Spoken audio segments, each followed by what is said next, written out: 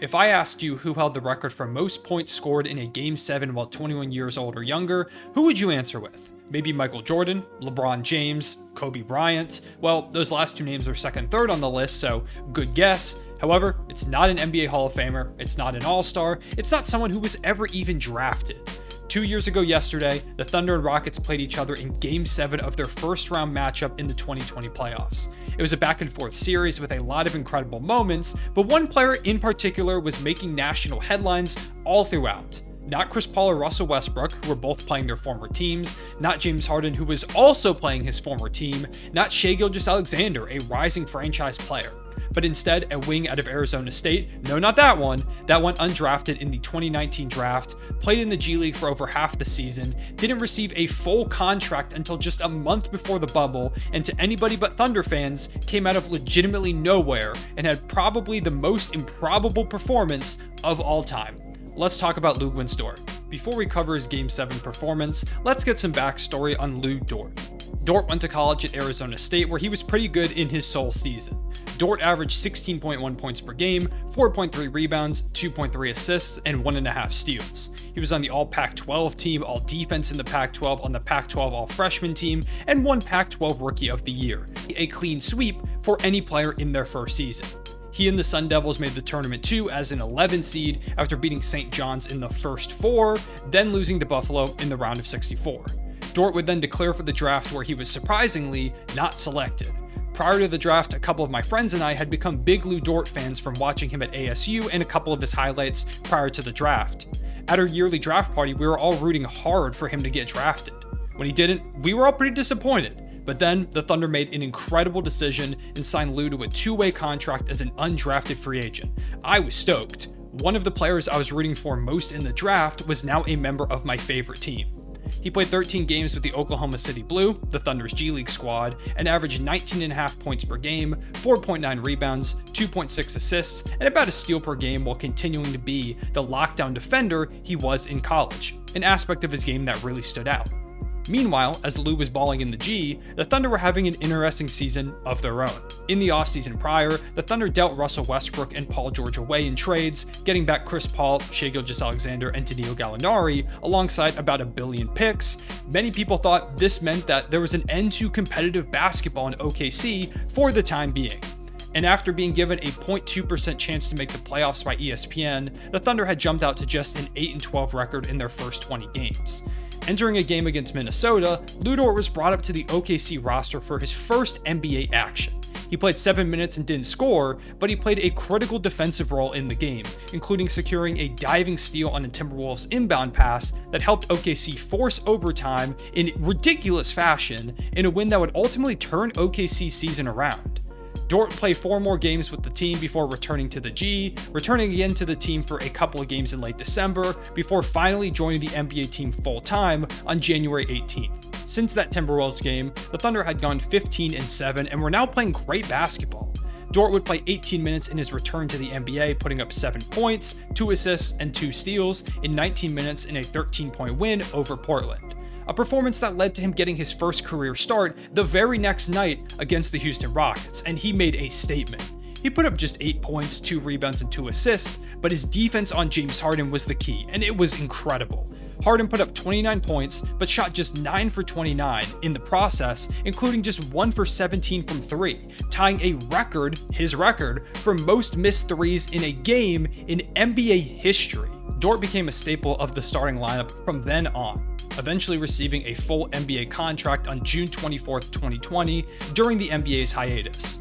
He would finish the regular season averaging 6.8 points per game, 2.3 rebounds, and just under an assist and a steal per game, while shooting 39.4% from the field and 29.7% from 3. He only scored 20-plus points once in a 23-point scoring outing versus the Kings. Once again, the numbers don't jump off the page, but the defense and tenacity he brought was invaluable. The squad was 18-18 without Lu Dort and 26-10 with him on the season, a vast improvement. OKC would finish the season as the 5th seed, heading into a first-round playoff matchup, of course, against the Houston Rockets. Chris Paul versus his old team, Russ versus his old team, but most importantly, Lu Dort versus James Harden. Dort would miss the first game of the series, which OKC would lose by 15 points. In a game without Russell Westbrook, Harden dropped 37 points on 12 of 22 shooting, 6 of 13 from 3. He completely dominated OKC. Then, Dort returned in Game 2, and it completely flipped the switch. Harden shot just 5 of 16 from the field and 2 of 11 from 3. However, the Thunder didn't have enough offensive firepower to secure a victory and went down 0-2 in the series. Many people thought it was over for the Thunder, as Russ hadn't even played yet and they were down 0-2. However, OKC turned things around with a win, where Dort held Harden to 12 of 27 shooting, and in a Game 4 OKC win, Harden shot just 11 for 25. Through these first 4 games, Dort was on Harden for about 43.8% of the series. Over that time, Dort held Harden to just 6 of 27 from 3, and Harden scored just 7 points on 13 isolation possessions versus him. Reminder again that Dort at this time is a 21-year-old rookie guarding a player regarded by many as one of the greatest scorers of all time, who had just averaged 34.3 points per game in 2019-2020. National media was taking notice, and Dort versus Harden quickly became the most entertaining narrative in the first round of the playoffs. However, while Dort was excelling defensively, offense was another story. In his first 3 games of the series, Dort had shot just 9 of 30 and 5 of 23 from 3. The Rockets were pretty much letting him shoot at this point. This culminated in a 3 of 16 shooting performance in Game 5, where Dort shot 0 of 9 and the Thunder lost by a resounding 34 points in Westbrook's return. Harden also struck back versus Dort, putting up 31 points on 11 of 15 shooting. National media outlets were calling Dort one of the worst offensive players in the league, many giving him that title directly.